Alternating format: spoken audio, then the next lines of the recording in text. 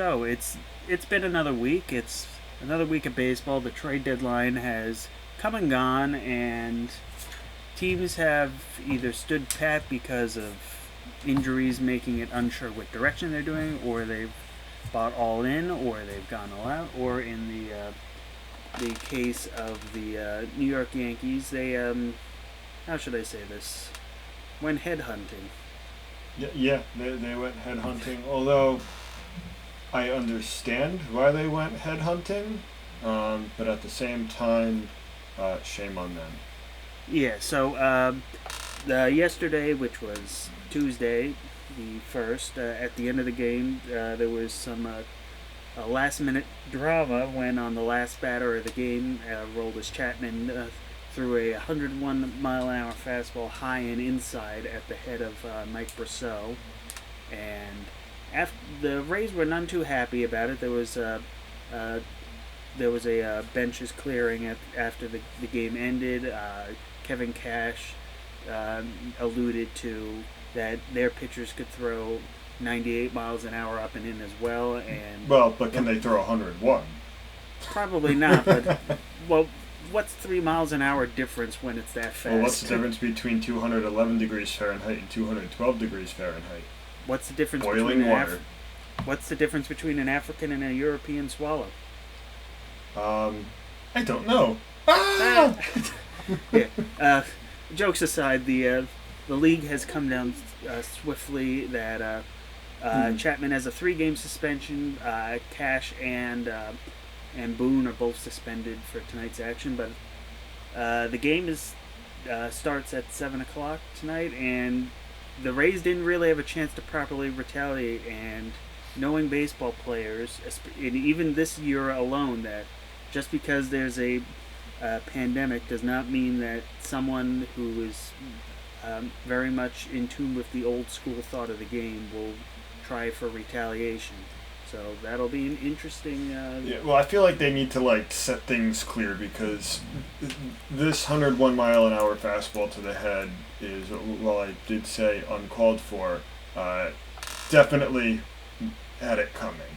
Whether it was specifically to Michael, what's his name, Brosseau. Yeah. Whether he should have been the target of it, I'm not really sure. But one of the Rays batters definitely had it coming to him, because we can go back 3 years to when Austin Romine was targeted at the head, which Cash even said he was targeted. Specifically, he's like, we haven't done that since 3 years ago. So clearly there was intent. Or even two years ago when CC Sabathia took $500,000 for the team to tell the Rays to stop hitting our guys. Well, clearly the Rays haven't gotten that message, because they keep throwing up and in at the Yankees at almost everything. Yeah. I liked how Tanaka at least handled it in the first inning, got the first 2 outs, and then just hit the batter. The other batter was just like, all right, yeah, I expected that, okay. You figure that's sort of the end of it, but oh boy. And it also speaks to the growing rivalry between these two teams in the last few years, that the Rays have the most wins in the last half decade. The Yankees, of course, have the star power. And right now, these two teams that I believe this year that the Rays have absolutely smashed the series 8-2 so far. Yes, 8-2, 7-2, something like that. And both teams are in the thick of things. The Yankees hold the number 2 spot, and the Rays are 3.5 games up. Yeah, had the Yankees won those first 4 losses they had, which they should have. If they had even just split. Yeah, this would right be there neck in and the neck. Lead. But things happen. I guess our usual playoff picture right now after the trade deadline, and we'll get into some of the trade deadline things a little bit later, I imagine. But now in the AL East, it's the Rays and the Yankees. Central, the White Sox and Indians are tied, and the AL West, it's Oakland and Houston, with the wild card currently Minnesota at Toronto at Minnesota, but with a couple teams, including the Tigers of all of all teams in striking distance of playoff position. Yeah. And then Cleveland trading their yeah. best pitchers, hanging on to first place. How long that'll be? Not really sure. I think this tells us all mainly the depth of that. Yeah, because they keep seeming to have a fire sale every like 2 years, and then they still seem to manage to win some good games. Well, that's the reason you have a Dolan in the as the executive. The Knicks fans will tell you a similar thing.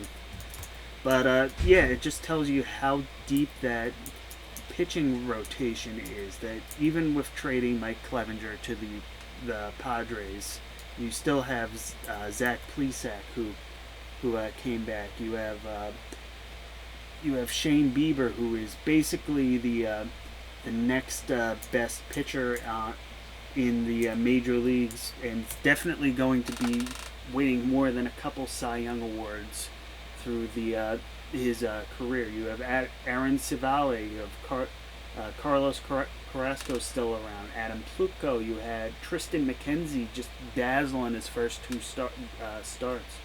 That they just keep churning and pumping out pitching like. Well, they keep getting good like Cy Young award-winning guys. Yeah, we haven't really seen much of that. The most recent example of that probably be the Mets in the mid part of the last decade, and the Giants at the beginning of the decade, mm-hmm. just churning out pitchers left and right.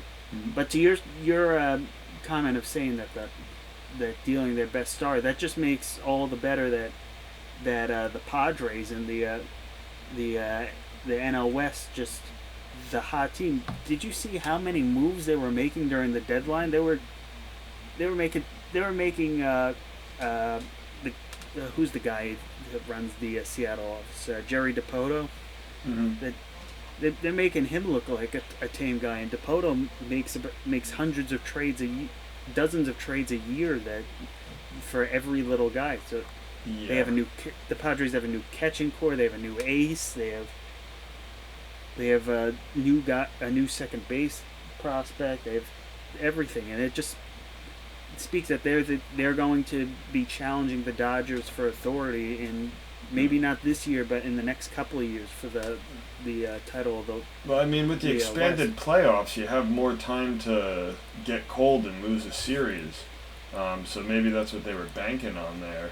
And they're hoping the Dodgers catch cold and they could just pounce on them. If they can't win the division, they can sneak in. Yeah, or better yet, that they get cold just as they come visit the Padres, and like with the Yankees and Rays, that Padres sweep a 4-game series and suddenly they're in the division. But that doesn't mean that they're not in it right now.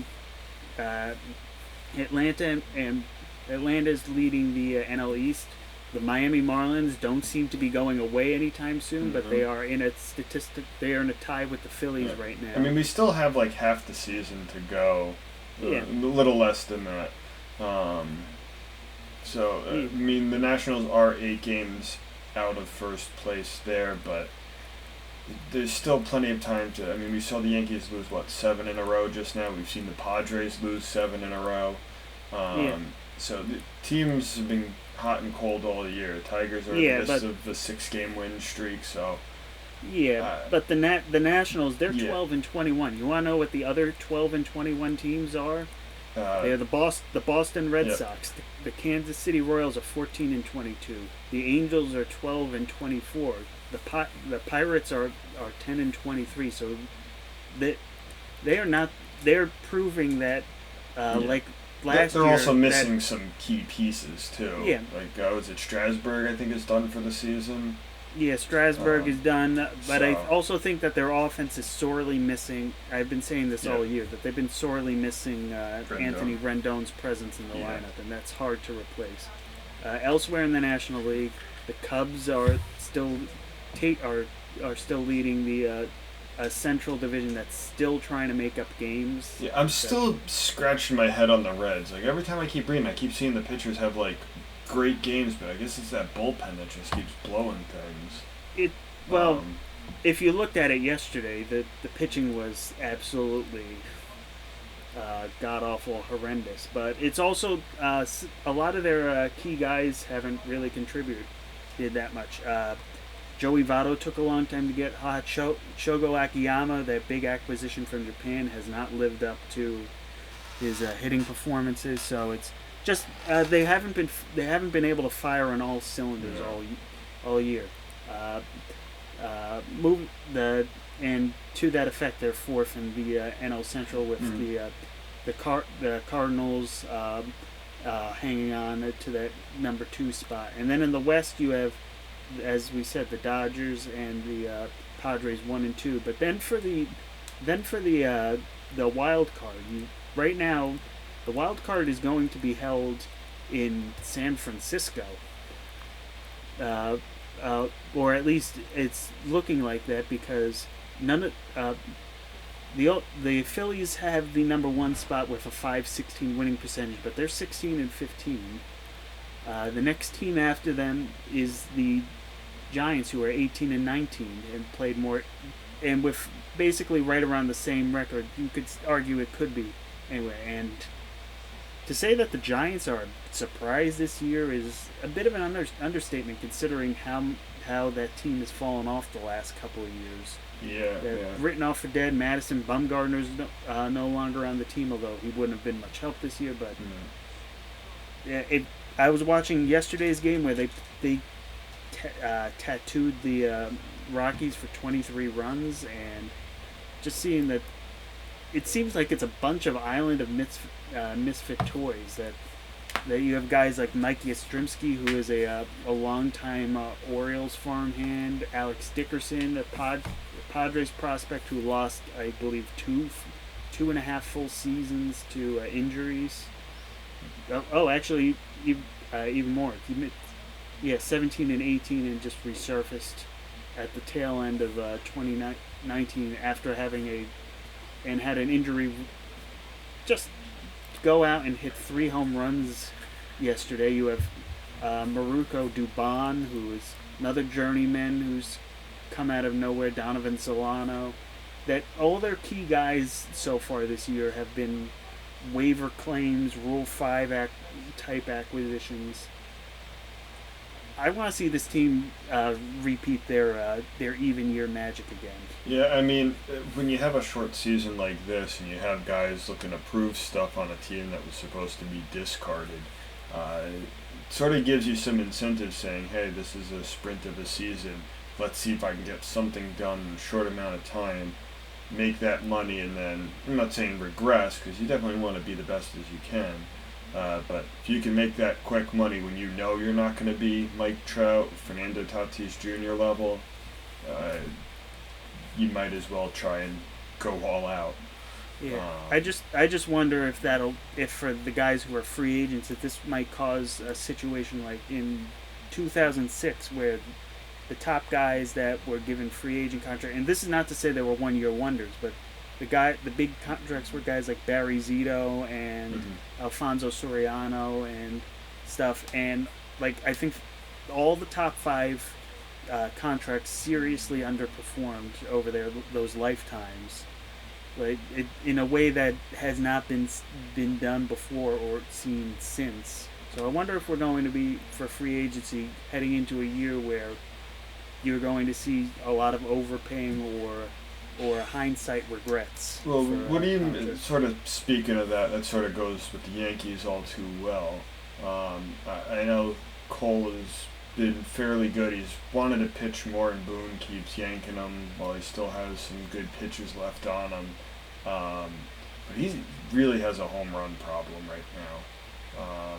I know that 2 games is a small sample size, but in a short season, those 2 games are everything.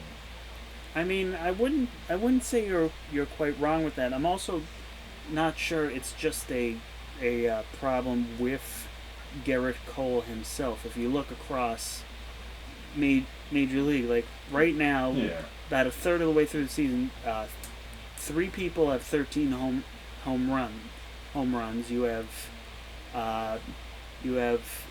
I'm looking at it like you have 21 players with double-digit home runs, and and a lot of them got it real quickly. Like they were. Yeah. Well, we've seen through. like Judge and Voit hit like 6 home runs in 6 games. Yeah, and we've also seen that pitchers have been having arm troubles this year at an alarming rate. I think that they said already in like 1 month they've had more people go down with injury on the pitching side than they did for the entire first half of last year. So I think it's it's endemic of the quick ramp up. Playing with pitchers' mechanics and fatigue. And the juice ball? That too. But it's too many 450-foot home runs. But yeah. I understand with all these things warming up, but I still can't shake why Boone's still yanking starting pitchers. Yeah, well, that was a big cause of that 7-game slide. Yeah, especially the 2 games in Atlanta that when he took Tanaka out with 60-something pitches when he was dominating, and then Chad Green just imploded. Yeah, just a bad week that week. Yeah, it was. As we said, it's one of those slides that in this short season can make or break a run. Yeah.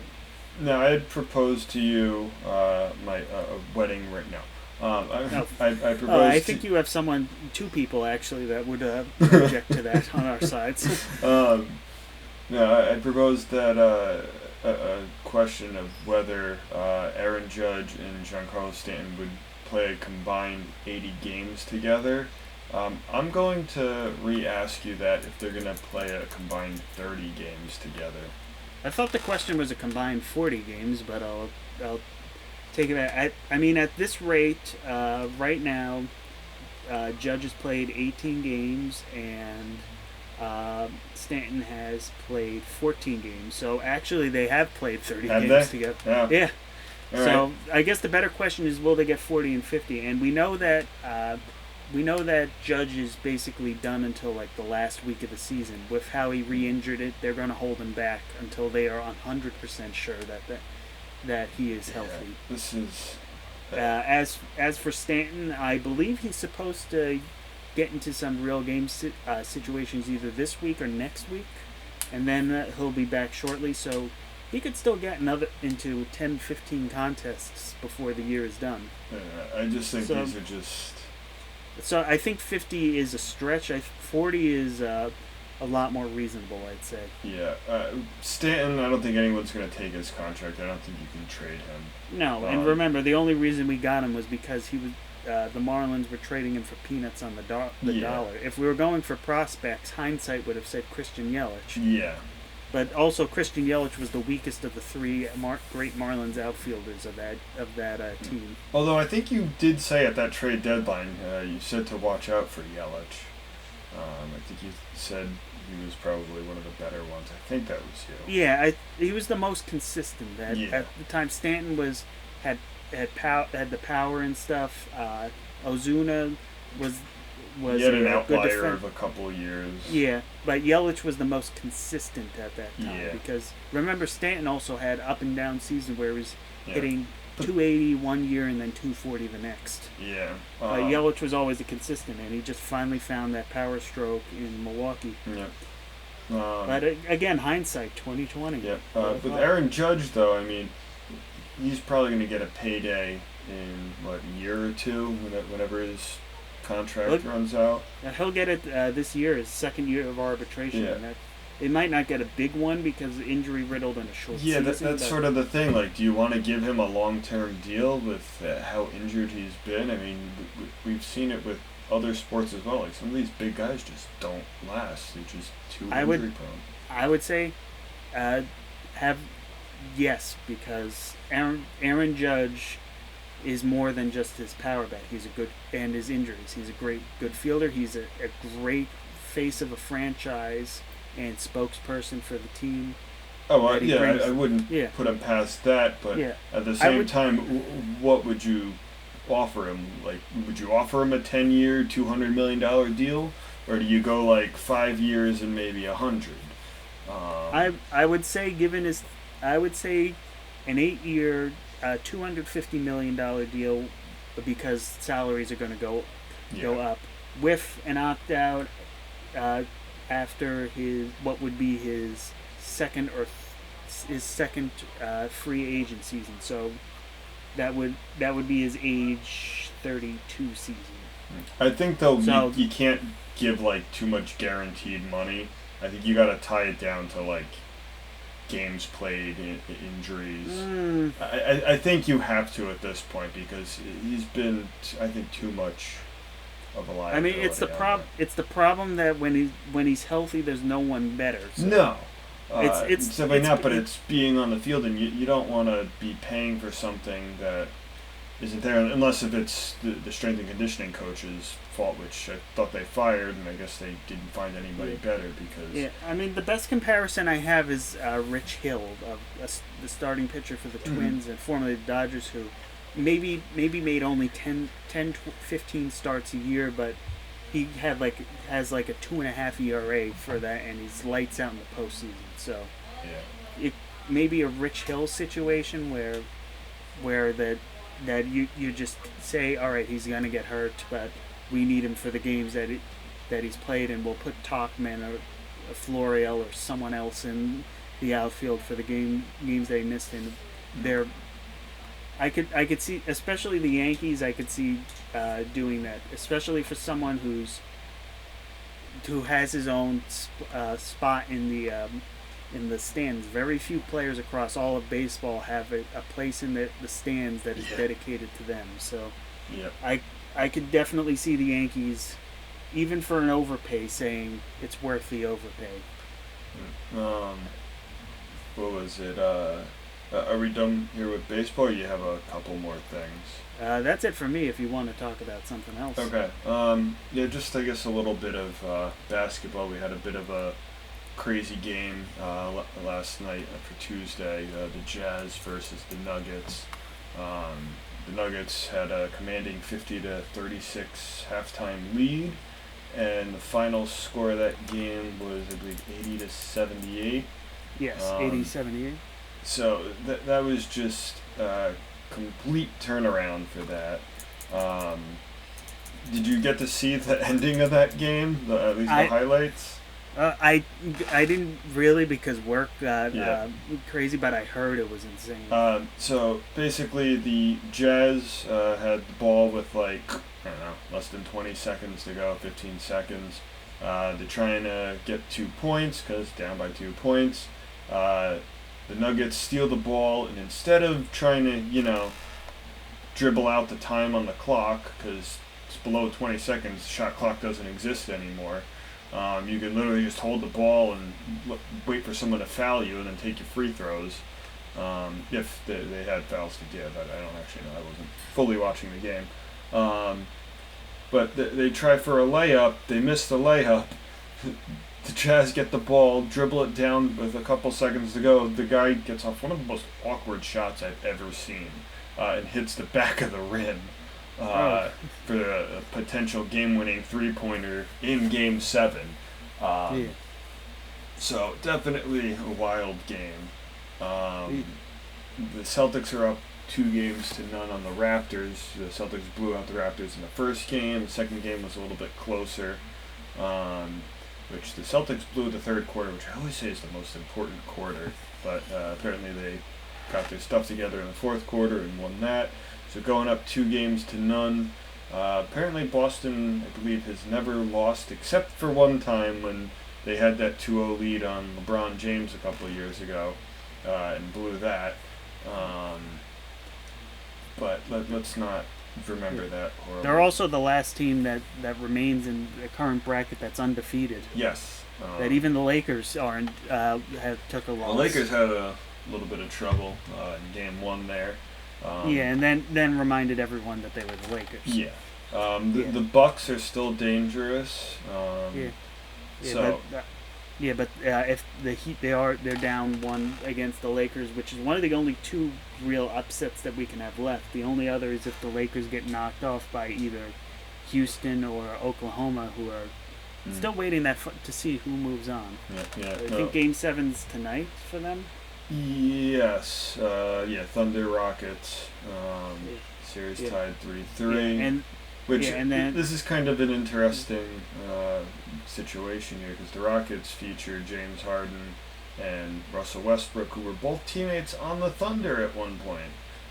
So that's got to be awkward playing against your former team together against Chris Paul, who was like one of the big rivals while they were on the Thunder.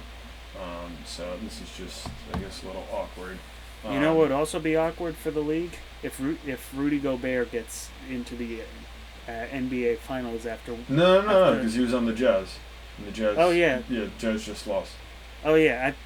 I blend that game together just because they were both playing that game that they're all. So I guess it's probably good that Denver, for at least the league's image sake, it's like akin to if the Astros are in the World Series this year after that sign steals down. So whether who's going to win, the Thunder or the Rockets, it depends on who shows up. I mean, Chris Paul had a fantastic game the other night. Had no turnovers.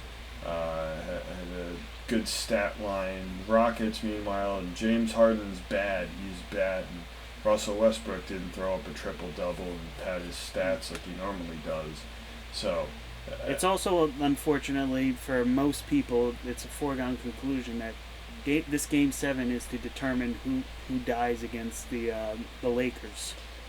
Not necessarily. No, not necessarily. Don't count out, especially in a postseason. I think if the Thunder can beat the Rockets, the Lakers are going to wipe the floor with them.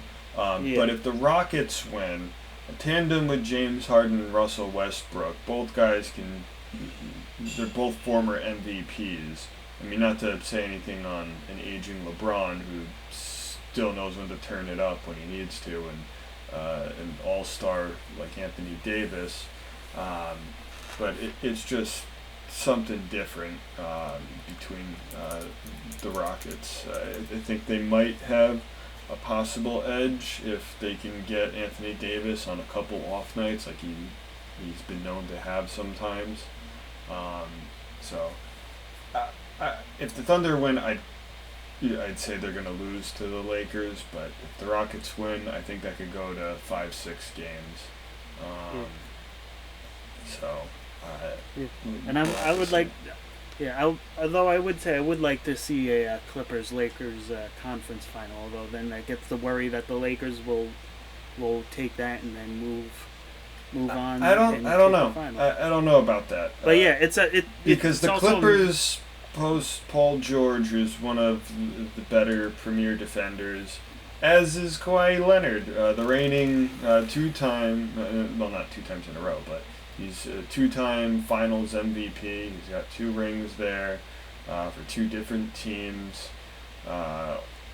All-Star Defensive Player of the Year, I believe. So I mean, the Clippers definitely have the team to take down LeBron and Davis as the Lakers. I was going to say that it would also be a matchup against the number 1 and number 2 teams and this would conference. Be for bragging rights of LA, of who's the number 1 LA team.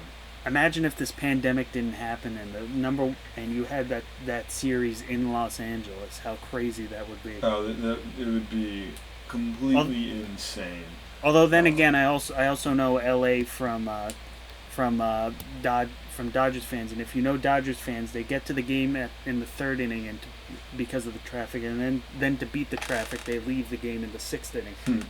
So I'm not sure how different it is for basketball, but I could see that. Yeah. I mean, back to the Raptors and Celtics, though. I know the Raptors won the division. They're the reigning champs. They don't have Leonard anymore. The Celtics lost Hayward again, but I really do think the Celtics are the better of the 2 teams. Celtics had to sort of manage these last couple seasons, really finding what's going to happen, because they lost a couple key guys, losing Horford and some of these other guys, and it was just sort of tough as you're sort of putting everything together and finding what clicks, what guys were healthy when. Marcus Smart, who Kemba Walker said he can't believe hasn't been Defensive Player of the Year yet because Marcus Smart there'll be a loose ball on the opposing team's bench, and he'll be like halfway across the country, and he'll still run his way over, dive, and try and get that ball. And he'll come up with it too. So I think the Celtics are good. It's just a matter of, just like Anthony Davis and the Lakers, some of these Celtics players can be hot or cold. We've seen Tatum go like 2 for 17 in a night. Jaylen Brown's done that before. But then we've seen Marcus Smart go and hit like six threes in like one quarter. And then it's like, oh, okay, this is what we're bringing. So we'll have to see how the rest of this series plays out. I don't want to count the Raptors out yet, but it's looking good for the Celtics. As for the Heat and Bucks, the Bucks are definitely the favorite. The Heat, Spoelstra is a very good coach. You say what you want that he had LeBron when he won some titles, but what he's been able to do with these Heat these last couple of years and sort of redo this from scratch. I mean, Jimmy Butler is a hell of a player. So it's just a matter of what he's going to do.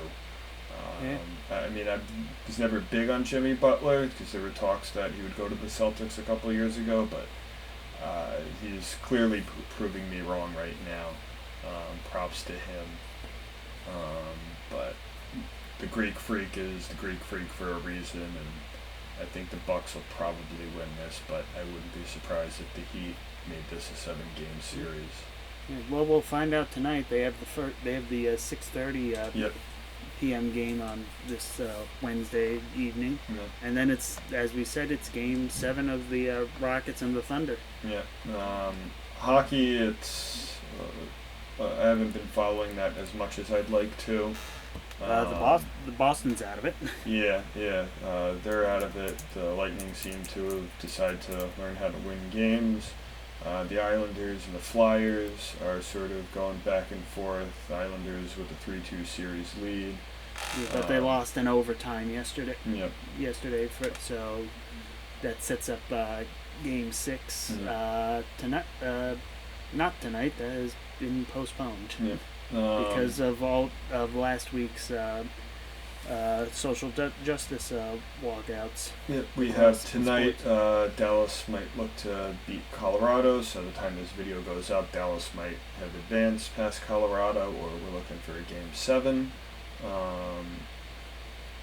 Yeah, and then tomorrow is Game 6 of that Islanders series. Yep, along with Vancouver Game 6 and Vegas. So yep. Vegas with that 3-2 series lead. So we'll have to see how the rest of this series plays out this weekend, see what we have, what we don't have. And then Messi for soccer. It definitely seems like he wants to leave Barcelona, but apparently his opt-out clause was like back in June. But apparently he gave a verbal thing then, but I guess it wasn't official, so now they're saying he's got to sit out a year. So I don't know what's going on. So why is he opting out in the first place? Like, how bad is Barcelona that he says he wants out? It's not that they're bad. I don't think he liked the head coach that was there, which the head coach has been canned, and apparently he's been fighting with like the CEO or some top guy in the organization, and that guy even said he'd step down if Messi stays, but I think Messi just wants to go, and there's talk that he's going to go to Manchester, which has a team here in the U.S., I think in New York City, Manchester. Yeah, the New York City Football Club, I believe. And apparently the way football or soccer works is that you can loan players.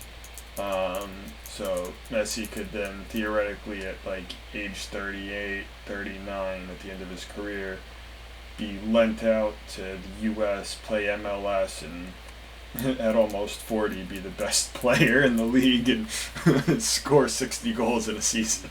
Yeah. So I don't know. I guess I'm not really sure. So what you're saying is that theoretically that Lionel Messi could play soccer in Yankee Stadium in the coming years. Yeah, because that's where New York City Football Club plays its home games at the moment. Yeah, so yeah, that's definitely a thing that could be. I think that just about soccer's biggest star on one of the sport's biggest stages. Yeah, that would sell a lot of tickets if fans are allowed to even be in stadiums 3 years from now.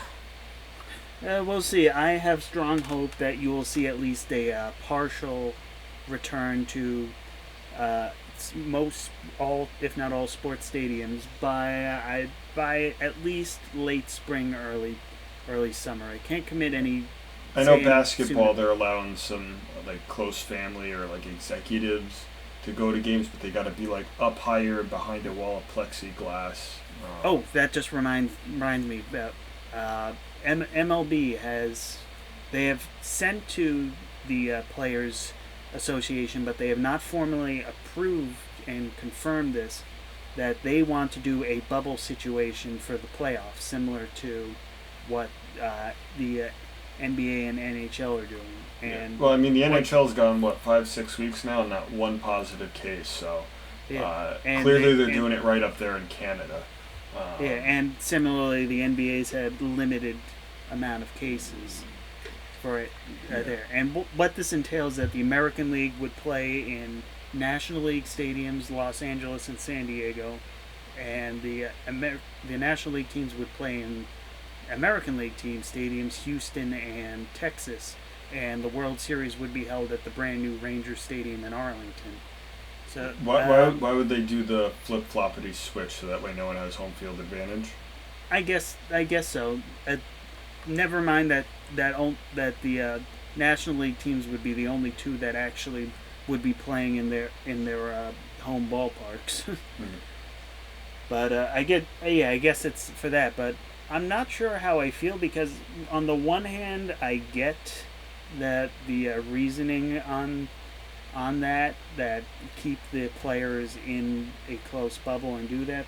But on the other hand, you're suddenly throwing teams like the Yankees and the White Sox teams that are known for their power, and suddenly throwing them into two stadiums that are more known for their cavernous fields and their pitching expertise. And similarly, while the Dodgers you have the Dodgers and Padres and I guess the Cardinals and stuff being thrown into stadiums that are bandboxes by comparison to their home ballparks, and you could for their and this is one thing if it was just for the usual 2-3-2 or as it, but this is for the entire postseason. So this, like with the short season, this could upend a lot of team construction, and maybe that's why you saw some of the wheeling and dealing that was done over the week to shore up certain aspects. As much as I would like to say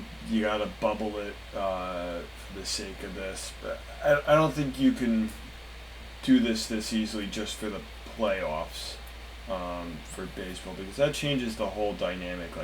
Unlike hockey and basketball and football, the dimensions of the field and court that they're playing on, the ice, it's set, it's standard. Baseball is completely different. Yeah. There are pitcher-friendly parks, hitter-friendly parks. Yankee Stadium's got that short right field porch. Boston's got that really high green monster. Tropicana Field for the Rays, you can't see a pop-up. And you have those weird rules in the entries. So that throws up the entire dynamic of what you're building up to, what you're used to just go up and switch for that, for something that's different. I think that's a bit too much, but I mean, I guess if that's what you're there, you're a professional, you should learn to adapt. But as we've seen, some pitchers and batters just do better at certain places. And you also, no doubt that if there's a home run that just ekes out in Houston or a fly ball that's on the warning track in Los Angeles, and they would have been home runs in the ballparks that they would have played if it was done under normal rules. Oh, so many times I see like Yankee furors. Stadium. You just see the right fielder just like looking at the ball, and he's like, "Yeah, I could catch that if the ball was like another 30 feet back." Yeah. Oh, this is a lazy fly ball. Oh, that's the wall. Yeah, and then you end up like the Met player, and you just tackle the wall completely. Yeah, but we'll take this up another week when they actually confirm or deny that this is going to be the plan. But this was just something I remembered when we were talking about bubbles and stuff. Well, but I think that's it for this week. I guess we'll see. Schools are still a thing. Well, I mean, schools should be going back in our area. The concept of school week is no longer here. Yeah. The school does not exist as a concept.